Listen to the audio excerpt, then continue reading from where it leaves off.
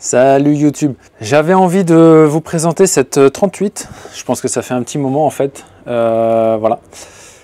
C'est une normale. Normalement, c'est pas encore une factory. Alors c'est une performance élite. Donc c'est vraiment la même que la factory.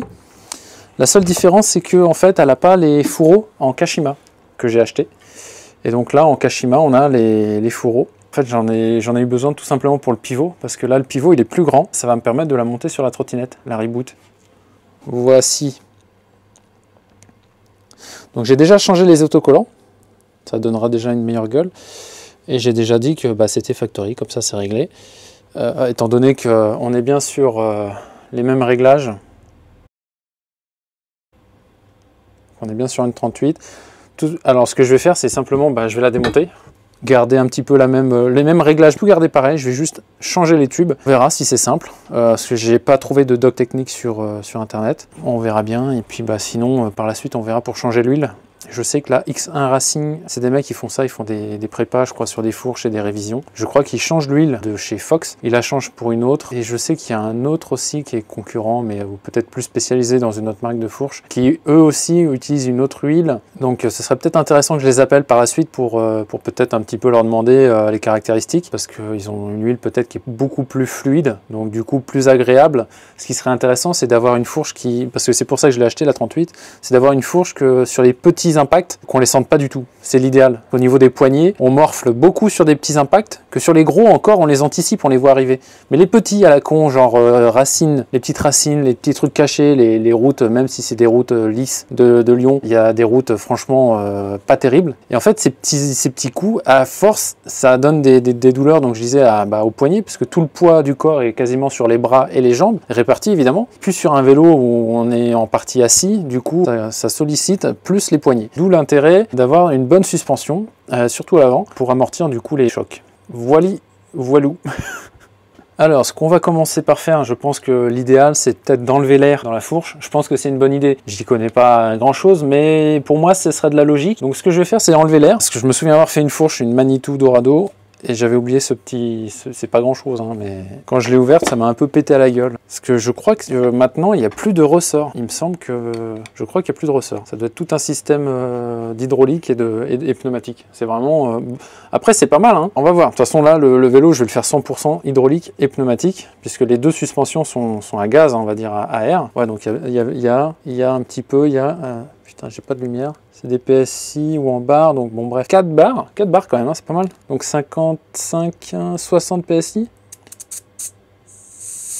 Allez, on enlève tout ça. Oh putain. Ouais, effectivement, il n'y a pas de ressort. Donc 60 PSI. Je vais essayer de remettre les caractéristiques que j'avais, hein, parce que je ne l'ai pas essayé cette fourche, mais je pense que la personne à qui je l'ai acheté, il devait faire à peu près mon poids. Je suis dans la moyenne. Dans les 80 kg, on ne devrait pas être mal. Voilà, là, il n'y a plus d'air. Donc déjà, ouais, effectivement, il n'y a plus d'air du tout. Et voilà, ça, on l'enlève. Ok, il va falloir démonter tout ça. Je vais essayer de garder au maximum les réglages. Oh la vache, elle a déjà été démontée, ça se voit. Mais comme un bourrin. Hein. Pas qui c'est le boulet qui a fait ça. Je vous montre là. Ouais, là, on voit quand même qu'il a bien été... esquinté, on voit qu'il a été ça c'est chiant. Et l'autre on va voir, hein. Pour le moment ça va. Il y a aussi le dessous. Alors le dessous, il y a des réglages, mais tout ça il va falloir que je le démonte. Donc je vais m'y attaquer tout de suite. Le cadrage il est un peu compliqué, il m'a repris. Je vais m'y mettre. Je vais tout mettre dans des petits sachets. J'ai tout ce qu'il faut. Voilà, c'est un peu crado. Je vais mettre ça dans autre chose. Hop. Voilà, ça c'est parfait. On m'a loupé. Coucou. On va remettre tout ça bien proprement. On va tout démonter, décortiquer. Je vais essayer de choper tous les réglages qu'il y a actuellement et refaire la même chose avec les nouveaux fourreaux. C'est parti. C'est évident que ça a été démonté. J'ai juste démonté le petit cache au niveau des réglages. Putain, c'est le mec qui l'a démonté avant moi. À mon avis, il n'était pas du tout dans la mécanique, quoi. Pas du tout dans le métier. Je vous montre parce que c'est juste affligeant. C'est pas possible de faire ce genre de choses sur une fourche. Je vous laisse regarder. Hein. C'est de l'acharnement, là. C'est ce que je veux dire. C'est complètement éclaté. Il y a des gens, franchement, il faut qu'ils changent de métier ou qu'ils fassent pas. Quand vous savez pas, ne faites pas, s'il vous plaît. C'est bon.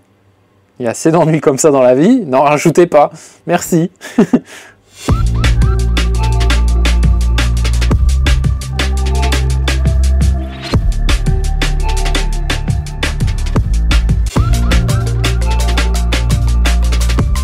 Alors, petite astuce ici, si jamais vous êtes arrivé à démonter également la fourche, vous remettez ceci. En fait, c'est simple, vous n'avez pas besoin de le démonter intégralement, vous le laissez un petit peu comme ça, vous laissez une petite marge si vous voulez, comme ça, suffisamment pour qu'il y ait assez de pas de vis. Et là, vous mettez une petite douille de 15, et avec des petits coups de marteau, hop, vous allez pouvoir le pousser.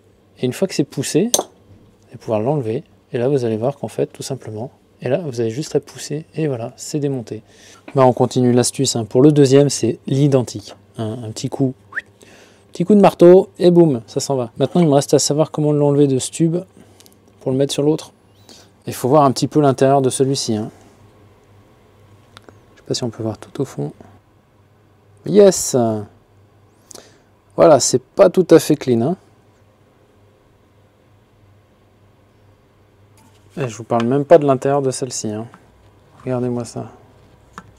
On dirait qu'il y a carrément eu de la graisse. Alors peut-être que c'est normal. Hein. Là, on arrive sur un système où c'est la dernière pièce à enlever. Là, en fait, c'est cette petite pièce. Je ne saurais même pas dire quel nom elle a, parce que en général, c'est genre des clips avec deux œillets et avec une pince, on peut le faire.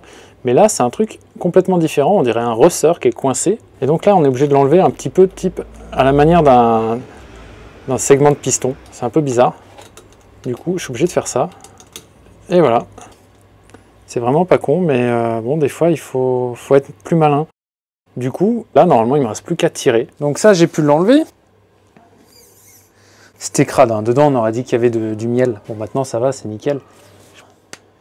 Voilà, maintenant, c'est nickel. Mais dedans, on aurait dit qu'il y avait du miel. Mais du miel, les abeilles, elles étaient un peu malades, hein, tu vois. Genre gastro-entérite. Je vais me renseigner sur l'huile. Parce qu'à droite et à gauche, c'est pas la même. Donc je vais me renseigner pour choper une bonne huile. Quitte à commander les joints spi. Je vais faire la totale, hein, comme ça, sera comme neuve. Et puis voilà. Ça n'a pas l'air mal. Il y a un petit ressort dedans. Ça a l'air fonctionnel. Voilà. De toute façon, je vais changer l'huile dans son intégralité parce qu'elle est cradingue. N'empêche que le gars, il l'a bien défoncé. Je sais pas comment il a fait pour défoncer autant le truc. C'est même pas serré fort, ce genre de choses. On dira, c'est une pièce qui se voit pas, mais ça se voit que c'est... Là, on sent dedans qu'il y a du liquide. J'aurais bien aimé le purger à fond. Ouais, bah voilà, tombe dedans.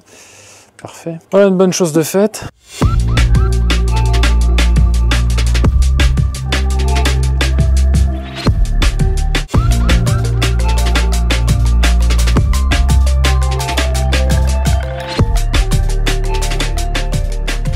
Ça, c'est démonté. Ça, que dire? Bon, j'en ferai rien maintenant, mais je sais pas si ça peut intéresser quelqu'un. Bon, bah là, ce côté-là, il est nickel. Et ce côté-là, il y a juste à remettre un petit coup de propre et c'est bon. Il